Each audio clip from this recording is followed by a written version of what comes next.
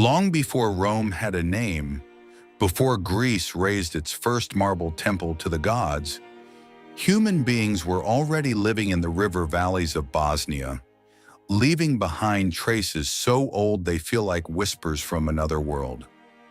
Archaeologists digging near modern Sarajevo uncovered the remains of the Butmir culture, a Neolithic community that flourished around 5,000 years before Christ.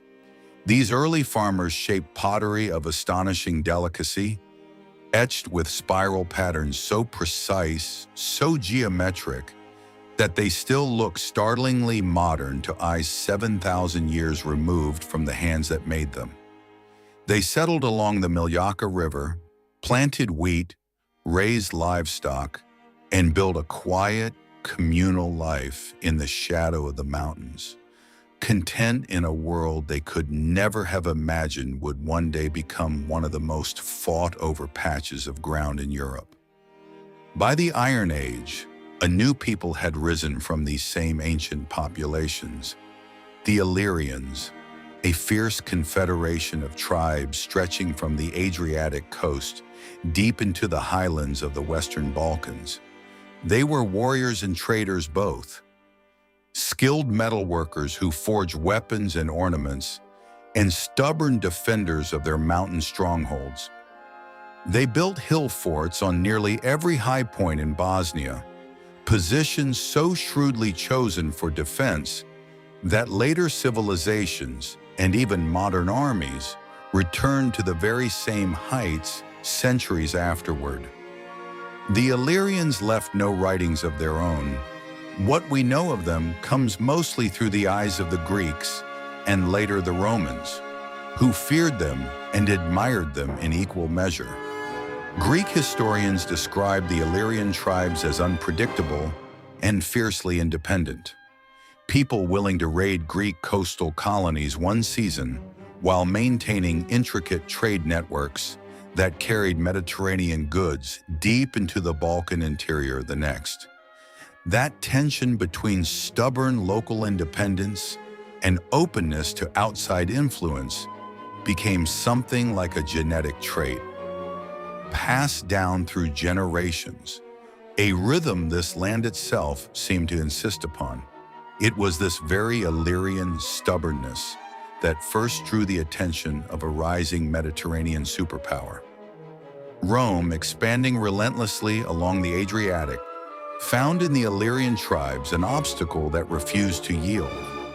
Wars broke out again and again, from the Illyrian Wars of the 3rd century BC through decades of scattered conflict, all part of Rome's long struggle to tame a people who would not kneel. The final and most dramatic confrontation came in 6 AD, when a massive Illyrian and Pannonian revolt erupted. A rebellion so serious that the Roman historian Suetonius called it Rome's hardest war since Hannibal, one that nearly unraveled Roman control over the entire region. Crushing the uprising took 3 years, with Emperor Augustus himself directing legions under the command of his stepson Tiberius. When it was finally over, Rome folded the land into the province of Illyricum, later divided into Dalmatia and Pannonia. And Bosnia, sitting precisely at the seam between the two, began its long history as a borderland between greater powers, a role it would play again and again for the next 2,000 years. Under Roman rule, Bosnia was transformed.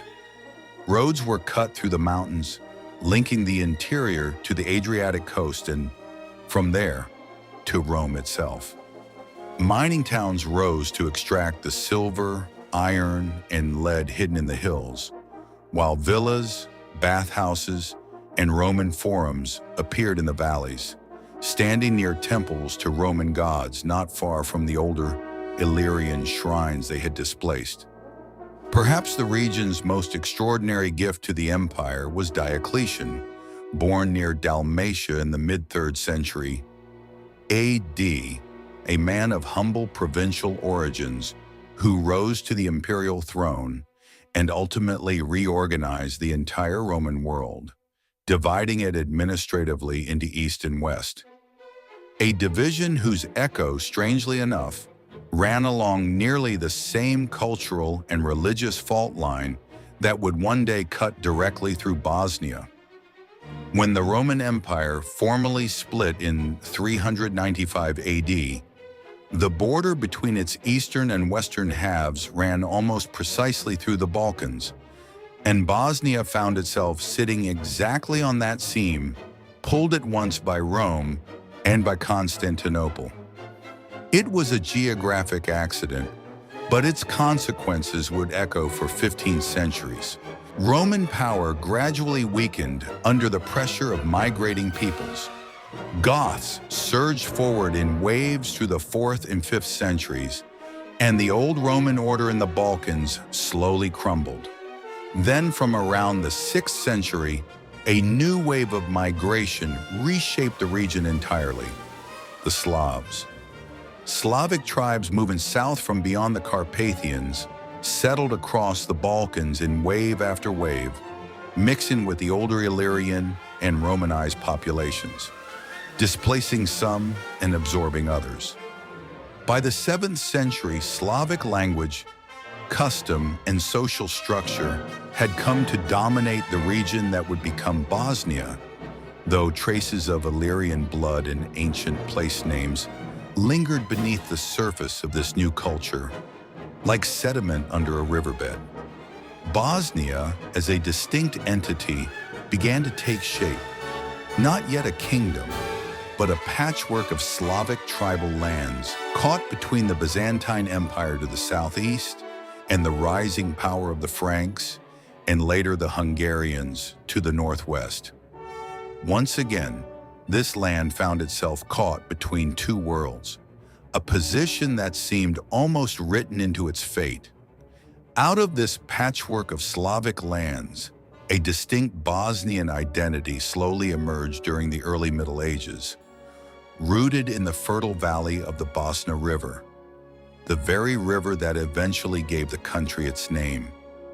By the 12th century, Bosnia had become a semi-independent Banate, a land ruled by a ban, a title close to duke or governor, caught in the tug-of-war of Byzantine, Hungarian, and later Croatian influence. It was under one such ruler, Ban Kulin, who governed from around 1180 to 1204, that medieval Bosnia experienced what many historians still call its golden age. Kulin was a shrewd and pragmatic leader who expanded trade relations with the maritime Republic of Dubrovnik, encouraging merchants to move freely through Bosnian lands and building an economic prosperity founded on silver mines and interregional commerce. Kulin's reign is remembered for something else as well: religion and the peculiar, independent spiritual identity Bosnia carved out for itself. It was during this period that a distinct religious community known as the Bosnian Church took root, an institution that neither Rome nor Constantinople could fully claim as its own. Catholic authorities regarded it with deep suspicion, sometimes accusing it, perhaps unfairly, of harboring Bogomil heresy. Whatever the true nature of its teachings, the Bosnian Church became a symbol of something fundamental in Bosnian identity: a refusal to be simply absorbed into either the Catholic West or the Orthodox East, and an insistence on charting an independent spiritual path even under enormous outside pressure. Pope Innocent III, alarmed by reports of heresy, forced Kulin into a formal submission in 1203. Yet Bosnia's distinct religious culture endured remarkably, surviving repeated attempts to root it out for centuries. The medieval Kingdom of Bosnia reached its zenith in the 14th century under Stephen Tvrtko I, a brilliant and ambitious ruler who expanded Bosnian territory dramatically, incorporating parts of Serbia, Dalmatia, and the Adriatic coastline. In 1377, in a ceremony heavy with symbolism, Tvrtko crowned himself not merely Ban, but King of Bosnia and Serbia, casting himself as heir to Serbia's fallen Nemanjić dynasty in the wake of Serbia's catastrophic defeat by the Ottomans at the Battle of Maritsa. For one brief but brilliant moment, Bosnia was the strongest power in the Western Balkans, its court a place of genuine sophistication, its territory stretching from the mountains to the sea. But this golden moment, bitterly, was short-lived. A bright flame before a long and difficult night. Tvrtko's death in 1391 left Bosnia without the singular leadership that had held its scattered nobility together, and the kingdom splintered into rival factions just as a far greater danger gathered on the horizon. The Ottoman Empire, having already crushed Serbian resistance at Kosovo in 1389, pressed steadily westward, and Bosnia's internal fractures left it dangerously exposed. Despite desperate diplomatic maneuvering, treaties sought with Hungary, and fortresses built and rebuilt again and again, all to no avail, the Kingdom of Bosnia could not hold. In 1463, Ottoman forces under Sultan Mehmed II, the same conqueror who had taken Constantinople a decade earlier, swept through Bosnia with terrifying speed, capturing the last Bosnian king, Stephen Tomašević, and executing him. The medieval Kingdom of Bosnia, born of Ban Kulin's shrewd diplomacy and Tvrtko's restless ambition, went dark within a matter of weeks.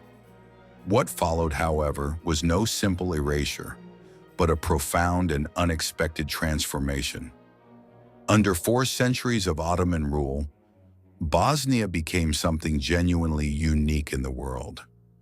A land where a large portion of the local Slavic population converted to Islam, not primarily through force, but gradually through the social, economic, and administrative advantages that came with joining the empire's dominant faith, and through the long-standing pull of Bosnia's independent church, whose followers had resisted both Rome and Constantinople, and now found in Islam another path away from both.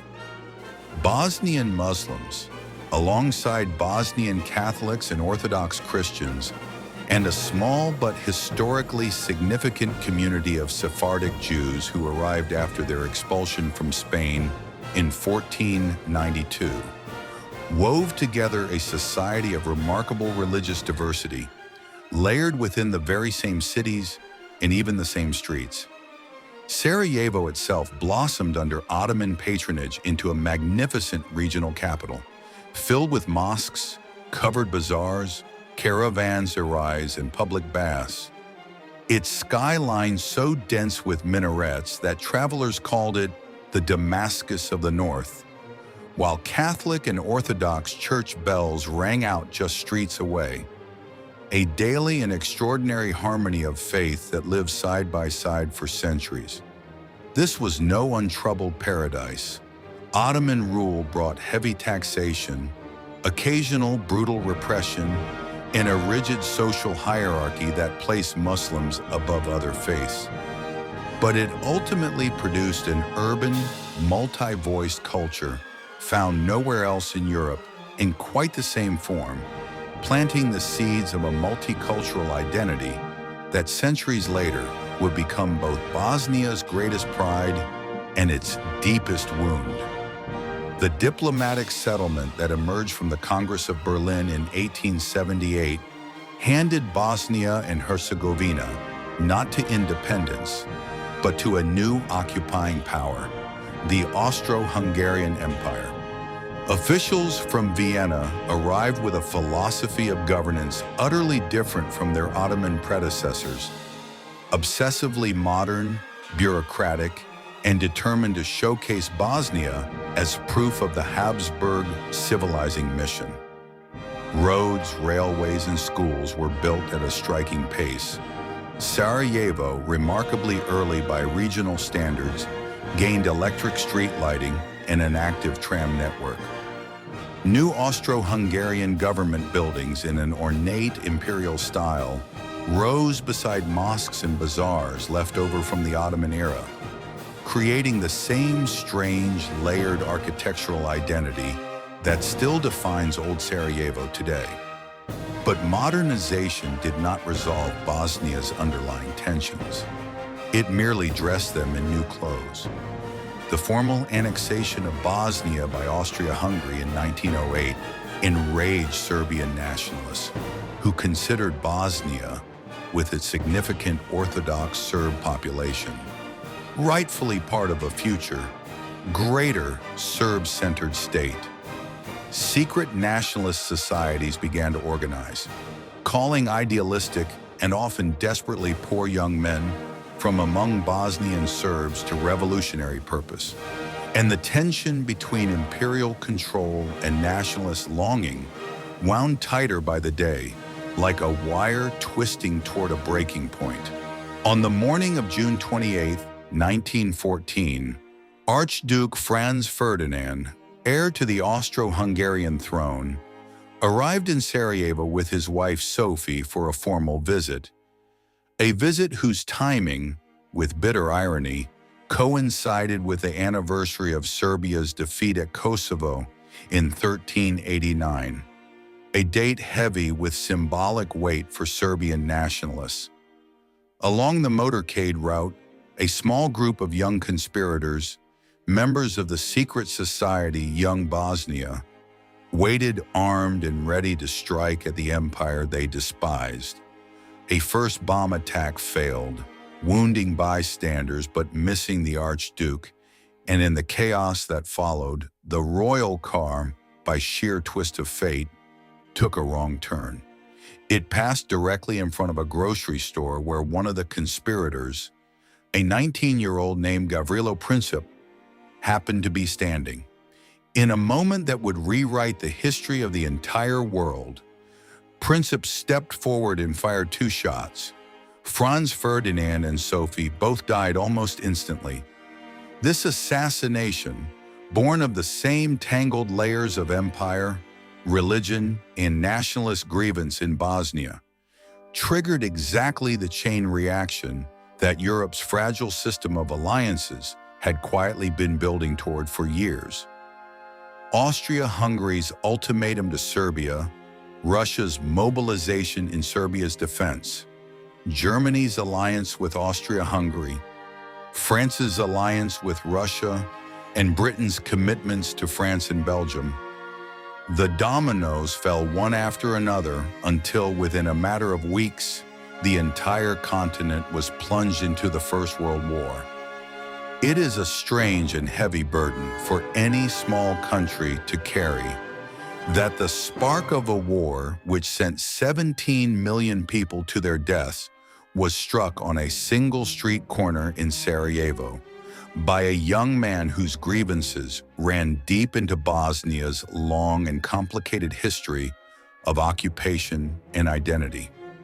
When the guns of the First World War finally fell silent in 1918, the Austro-Hungarian Empire that had ruled Bosnia collapsed entirely, and Bosnia found itself inside a newly formed state, the Kingdom of Serbs, Croats, and Slovenes, later renamed Yugoslavia. This new South Slavic union promised unity among peoples who shared much in language and culture, but Bosnia's internal diversity, its complex mixture of Muslim, Orthodox, and Catholic communities, once again caught it between the competing national visions of its larger neighbors, seen less as a distinct entity in its own right than as contested ground between rival Serb and Croat conceptions of the new state. The peace between the wars was fragile, and when the Second World War arrived, Bosnia was plunged into some of the bloodiest violence Europe would witness. Following Yugoslavia's rapid collapse in 1941, Bosnia was absorbed into the Nazi puppet independent state of Croatia, whose fascist Ustaša regime carried out horrifying campaigns of persecution and mass killing against Serbs, Jews, and Roma.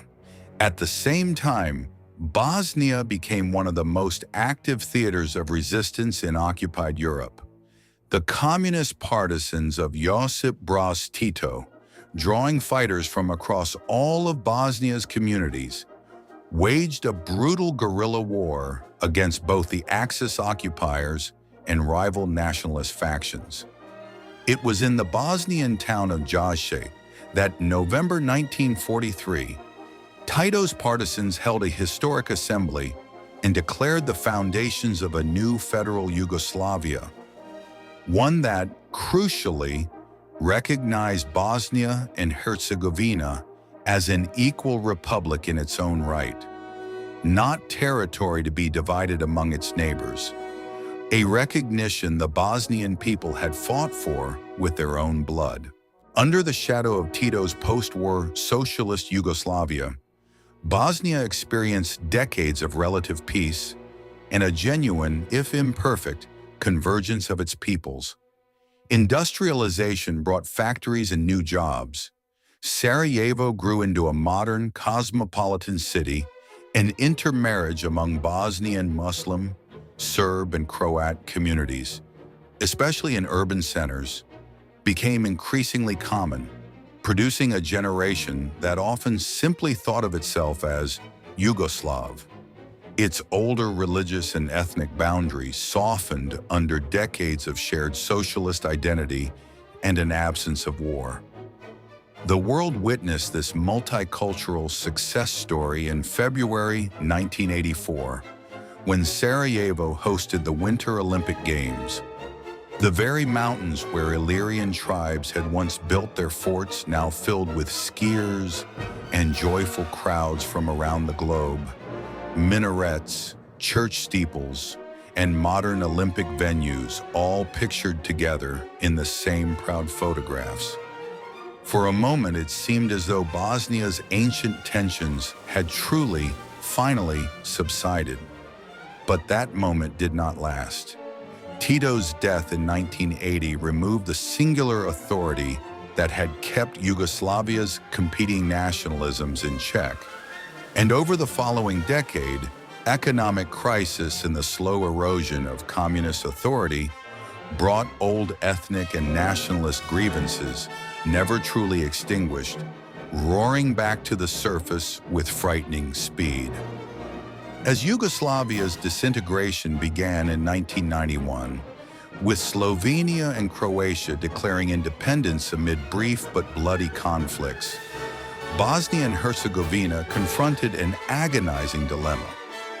Remain in a Yugoslavia now effectively dominated by nationalist Serbia under Slobodan Milosevic, or seek independence as a republic whose population was almost evenly divided among Bosniak Muslims, Orthodox Serbs, and Catholic Croats, each group holding a fundamentally different vision of the future. In a referendum held in early 1992, boycotted by the overwhelming majority of Bosnian Serbs, Bosnian citizens voted overwhelmingly for independence. But that declaration did not bring peace. It ignited one of the most devastating wars Europe had witnessed since 1945. Bosnian Serb forces, backed by the Yugoslav National Army and led politically by Radovan Karadzic, rapidly seized territory, and by spring 1992, Sarajevo, the very city that had proudly hosted the Olympics just 8 years earlier, was surrounded and besieged. Its citizens were trapped in their own homes, while snipers and artillery positioned in the surrounding hills turned daily life into a struggle for survival.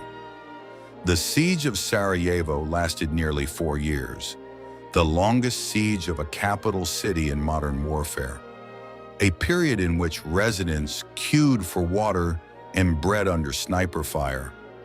Children were killed on their way to school, and even the city's ancient national library, along with irreplaceable manuscripts, that had recorded Bosnia's layered history across centuries burned to the ground. The Bosnia that emerged from the Dayton Accords in the mid-1990s was a country scarred almost beyond recognition. More than 100,000 people had lost their lives. More than 2 million had been driven from their homes. And Sarajevo's skyline, once a symbol of harmonious coexistence, still carried the scars of thousands of mortar shells across its streets and buildings. Yet even in the wreckage, something of the old Bosnia endured. The same stubborn refusal to disappear that had carried the Illyrians through Roman conquest, the Bosnian church through papal pressure, and the multi-faith streets of Sarajevo through empire after empire. That story has not yet ended. Bosnia, in all its layered, complicated history, is still being written. One more chapter in a land that has never once known a simple peace and has never once stopped standing at the crossroads of worlds far larger than itself.